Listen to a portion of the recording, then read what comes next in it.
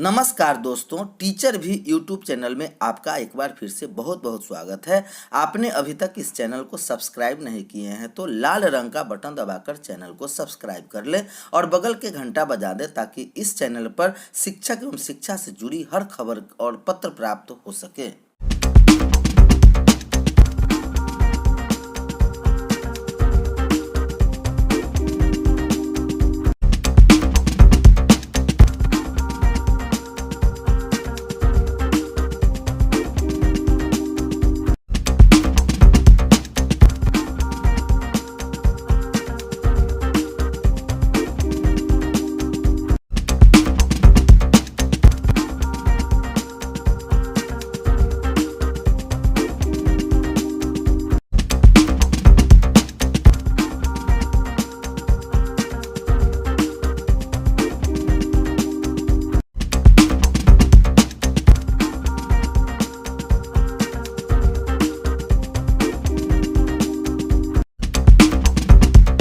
STET अभ्यर्थी संघ का 7वें दिन भी रहा धरना जारी। एसटीईटी 2019 के अभ्यर्थी का अनिश्चितकालीन धरना का 7वां दिन जारी रहा। आंदोलन को मिल रहा फिर से वही मांग, एसटीईटी 19 की बहाली मार्क्स अंकों के आधार पर हो। सरकार एसटीईटी 19 की परीक्षा परिणाम में चयनित होने के 1 साल के बाद भी बहाली शुरू नहीं की है। पीएसईबी के द्वारा रिजल्ट के साथ स्कोर कार्ड भी बांट दिया गया है। इसलिए हम सभी एसटीईटी 2019 अभ्यर्थी का बस एक ही मांग है कि सरकार नियमावली संशोधन कर एसटीईटी के अंक के आधार पर आगे बढ़े और गुणवत्ता को लेकर आगे बढ़े। जून के अंत तक मिल जाएगा पीएफ पर ब्याज का पैसा। कर्मचारी भविष्य निधि संगठन की ओर से पीएफ पर ब्याज का पैसा जून अंत तक मिल जाएगा। इसकी प्रक्रिया शुरू हो गई है। हालांकि इस बार ब्याज की दर कम रहेगी। अंशधारकों का इंतजार खत्म होने वाला है। उनके पीएफ खाते में वर्ष 2021-22 का ब्याज जून के अंत तक मिल जाने की उम्मीद है। अधिकृत सूत्रों का कहना है कि ब्याज की दर पर निर्णय नहीं होने के कारण अंशधारकों को ब्याज का पैसा नहीं मिल रहा था। पिछले दिनों ब्याज की दर 8.1% निर्धारित की गई थी, जिसमें यह कहा गया था कि अब दिल्ली स्थान मुख्यालय से सर्वर से प्रोसेसिंग शुरू हो गई है। अंशधारकों के खाते में ब्याज का पैसा भेजने की शुरुआत भी हो चुकी है।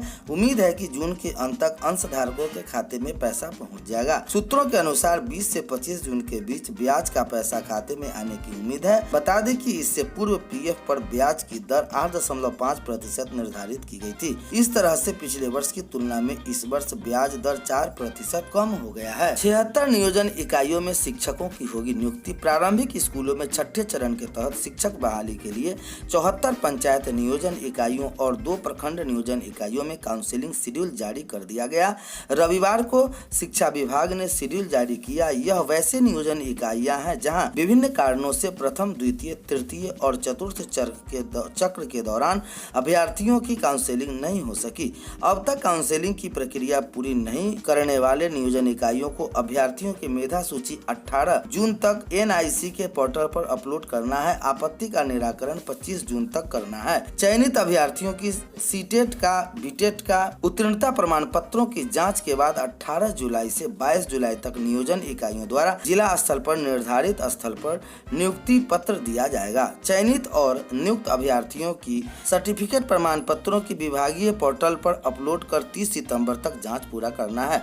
इसके पहले 90,762 शिक्षकों की बहाली के लिए लगभग 40,000 शिक्षकों की बहाली हो सकी है। शेड्यूल के तहत प्रखंड नियोजन इकाई 1 जुलाई 2022 के जिला मुख्यालय वर्ग 6 से 8 के लिए, प्रखंड नियोजन इकाई 2 जुलाई 2022 जिला मुख्यालय वर्ग 1 से 5 के लिए, पंचायत नियोजन इकाई 4 जुलाई 2022 प्रखंड मुख्यालय कक्षा 1 से 5 की तिथि भी जारी हो गई है। शारीरिक शिक्षा अनुदेशकों की बहाली 2 से मिडिल स्कूलों में शारीरिक शिक्षा एवं स्वास्थ्य अनुदेशकों की बहाली का अभ्यर्थियों को 2 जुलाई से 9 जुलाई तक नियुक्ति पत्र बांटने के लिए नियुक्ति पत्र मिलने के 1 माह के अंदर नियुक्ति पत्र होने वाले शारीरिक शिक्षा एवं स्वास्थ्य अनुदेशकों की पदस्थापन वाले मिडिल स्कूल में योगदान करने होंगे। शिक्षा विभाग के अपर मुख्य सचिव दीपक कुमार सिंह के मुताबिक 8,386 पदों पर शारीरिक शिक्षा एवं स्वास्थ्य अनुदेशकों की चल रही नियोजन प्रक्रिया के तहत मेधा सूची का प्रकाशन एवं नियुक्ति पत्र वितरण कर शेड्यूल जारी किया गया है। इसके मुताबिक 15 जून तक नियोजन इकाई द्वारा अभ्यर्थियों की मेधा सूची जिले के NIC वेबसाइट पर प्रकाशन होगी। 24 जून तक जिला स्तर पर काउंसलिंग कर उपस्थित अभ्यर्थियों के प्रमाण पत्रों की जांच व अंतिम मेधा सूची का प्रकाशन होगा।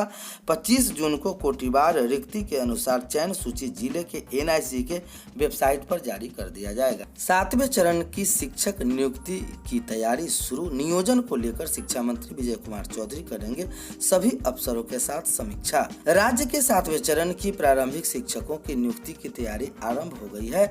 सभी जिलों के शिक्षक रिक्तियां की सूची जिला विभाग के शिक्षा विभाग ने मंगवा ली है। इसमें 6ठे चरण की नियुक्ति में खाली रह गए पद भी शामिल किए गए हैं। अब सभी रिक्तियां को गणना रोस्टर क्लियरेंस के आधार पर ही समीक्षा हेतु शिक्षा मंत्री विजय कुमार चौधरी ने रविवार को बैठक बुलाई है।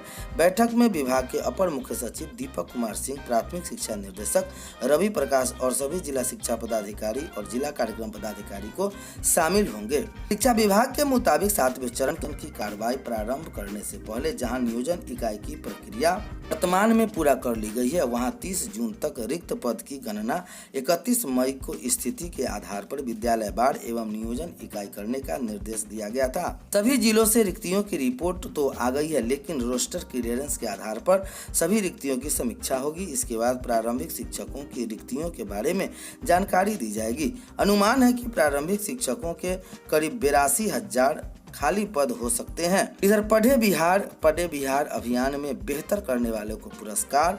राज्य के सरकारी प्रारंभिक विद्यालयों में 1ली से 8वीं कक्षा तक के बच्चों के चलाए गए पढ़े बिहार अभियान के बेहतर प्रदर्शन करने वाले विद्यालयों को राजकीय पुरस्कार से सम्मानित किया जाएगा। बिहार के राज्य परियोजना निर्देशक असंकवा चुबाओ ने इसकी जानकारी दी। शिक्षा मंत्रालय के निपुण भारत मिशन के तहत बच्चों के लिए 100 दिवसीय पठन अभियान का क्रियान्वयन 1 जनवरी से 14 अप्रैल तक किया गया था। इस अभियान के प्रभाव के आकलन के लिए शिक्षा मंत्रालय के मार्गदर्शन में बिहार शिक्षा परियोजना परिषद द्वारा प्राथमिक शिक्षा निर्देशक और राज्य शिक्षा शोध एवं प्रशिक्षण परिषद के सहयोग से राज्य में 1ली से 8वीं कक्षा तक के सभी स्कूलों के प्रधानाध्यापकों के लिए माइक्रो इम्प्रूवमेंट प्रोजेक्ट दीक्षा ऐप के माध्यम से 9 से 31 मई तक चलाया गया था।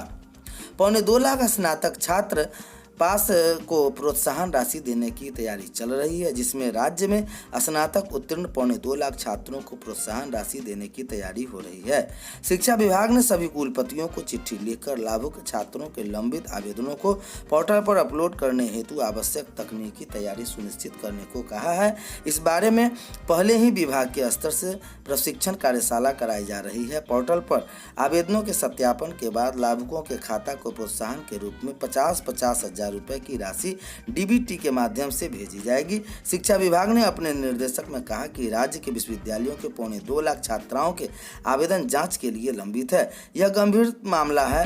शैक्षणिक सत्र 2015-18 एवं 16-19 और 17-20 में स्नातक पास छात्राओं के आवेदनों के सत्यापन नहीं होने से राशि नहीं मिली है। इस बारे में शिक्षा विभाग ने कई बार कुलपतियों को निर्देश भी